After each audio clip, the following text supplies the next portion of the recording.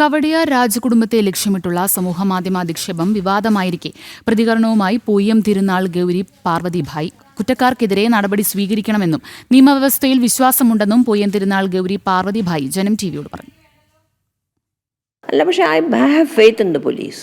അവർ ഇന്നല്ലെങ്കിൽ നാളെ അവരത് അന്വേഷിക്കും. എന്തോന്ന് ഈ നടപടിയെന്ന് പറഞ്ഞാലേ ഇപ്പോൾ അയാളെ പിടിച്ച് അടിക്കണമെന്നൊന്നും അല്ലല്ലോ നമ്മൾ പറയുന്നത്. പക്ഷേ ഇങ്ങനെ ചെയ്യരുത്, ഇത് ആവർത്തിക്കരുത് ആരുടെ നേരെയും. ഇതൊരു വ്യക്തിഹത്യയാണ്. That is your dignity as a human being, as a woman. അതിനെയാണ് അയാൾ അറ്റാക്ക് ചെയ്തിരിക്കുന്നത്. സ്ത്രീ എന്ന പരിഗണന നൽകാതെയാണ് വീരപത്മനാഭ ഗൗതം എന്ന വ്യക്തി തിരുനാൾ ഗൗരി പാർവതിഭായ്ക്കെതിരെ സാമൂഹിക മാധ്യമ അക്കൗണ്ട് വഴി അപകീർത്തികരമായ പരാമർശങ്ങൾ നടത്തിയത്. ഒരാളുടെ ജീവിതത്തെയും ജീവനും നഷ്ടപ്പെടുത്തുന്ന രീതിയിലുള്ള പരാമർശങ്ങൾ രസത്തിനാണെങ്കിലും ചെയ്യാൻ പാടില്ല എന്ന് ഗൗരി പാർവതി ജനം ടിവിയോട് പറഞ്ഞു.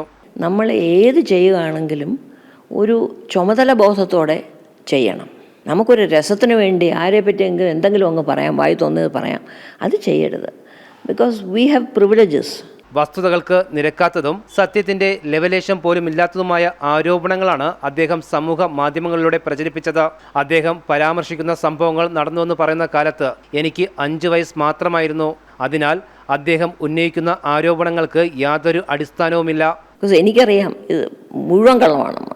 അതിലൊരു സത്യത്തിൻ്റെ ഒരു അംശം പോലും ഇല്ല. അന്നൊക്കെ ഈ പറയുന്ന കാലത്തൊക്കെ എൻ്റെ പ്രായം എത്ര?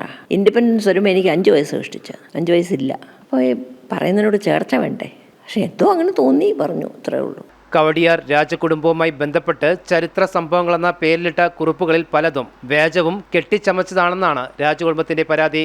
ഈ പരാതിന്മേൽ ജൂലൈ 3-നാണ് സാമൂഹ്യ മാധ്യമത്തിൽ അപകീർത്തികരമായ വ്യാജപ്രചരണം നടത്തിയ വീരപത്മനാഭ ഗൗതമിനെ പേരൂർക്കട പോലീസ് അറസ്റ്റ് ചെയ്യുന്നത്. ഇയാളുടെ മൊബൈൽ ഫോണും ലാപ്ടോപ്പും അടക്കമുള്ള ഇലക്ട്രോണിക് ഉപകരണങ്ങൾ പോലീസ് കസ്റ്റഡിയിലെടുക്കുകയും ചെയ്തു. പിന്നീട് ജാമ്യത്തിൽ വിടുകയും ചെയ്തിരുന്നു. ലാപ്ടോപ്പും മൊബൈൽ ഫോണും പരിശോധിച്ച് വരികയാണെന്ന് പേരൂർക്കട പോലീസ് അറിയിച്ചു.